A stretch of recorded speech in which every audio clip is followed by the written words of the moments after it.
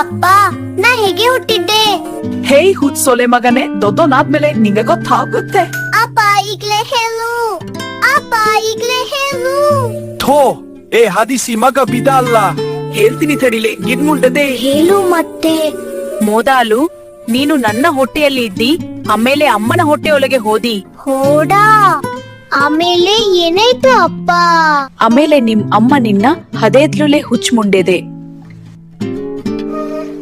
ಅಪ್ಪ, ನಿನ್ ಹೊಟ್ಟೆಯಿಂದ ಅಮ್ಮನ ಹೊಟ್ಟೆಗೆ ಹೋಗಿ. ಅಮ್ಮ ಯಾಕೆ ಹಡಿಬೇಕಪ್ಪ? ಡೈರೆಕ್ಟ್ ಆಗಿ ನೀನೆ ಹಡಿಬಹುದಲ್ಲಪ್ಪ.